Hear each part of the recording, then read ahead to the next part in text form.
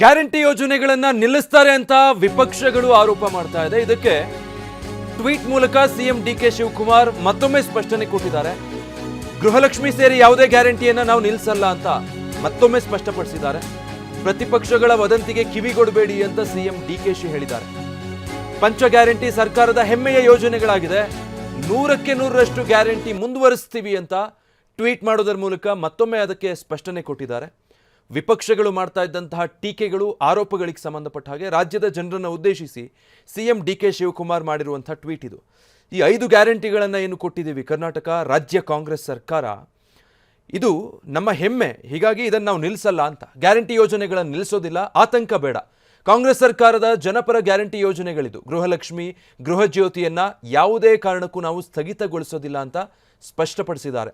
ಈ ಯೋಜನೆಗಳನ್ನು ನಿಲ್ಲಿಸಲಾಗುತ್ತೆ ಅನ್ನುವಂಥ ವಿರೋಧ ಪಕ್ಷಗಳ ಸುಳ್ಳು ಪ್ರಚಾರ ಹಾಗೆ ವದಂತಿಗಳಿಗೆ ಸಾರ್ವಜನಿಕರು ಕಿವಿಗೊಡಬಾರದು. ಕೆಲವರು ಮೃತಪಟ್ಟವರ ಹೆಸರಲ್ಲಿ ನಕಲಿ ದಾಖಲೆಗಳನ್ನು ಸೃಷ್ಟಿ ಮಾಡಿ ಯೋಜನೆಗಳ ಲಾಭ ಪಡಿತಾ ಇರೋದು ಕೂಡ ಸರ್ಕಾರದ ಗಮನಕ್ಕೆ ಬಂದಿದೆ ಈಗಾಗಲೇ.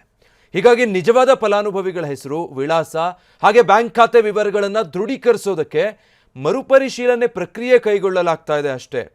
ಅದನ್ನು ಬಿಟ್ಟರೆ ಸ್ಥಗಿತ ಮಾಡಲ್ಲ. ಯೋಜನೆಗಳನ್ನು ನಿಲ್ಲಿಸುವ ಕ್ರಮ ಇಲ್ಲ, ಬದಲಾಗಿ ಅರ್ಹ ಫಲಾನುಭವಿಗಳಿಗೆ ಮಾತ್ರ ಯೋಜನೆಯ ಸೌಲಭ್ಯಗಳು ಸಮರ್ಪಕವಾಗಿ ತಲುಪುವಂತೆ ಮಾಡುವ ಕ್ರಮ ಇದು ಅಂತ ಡಿಕೆಶಿ ತಮ್ಮ ಟ್ವೀಟ್ನಲ್ಲಿ ಸ್ಪಷ್ಟಪಡಿಸಿದ್ದಾರೆ.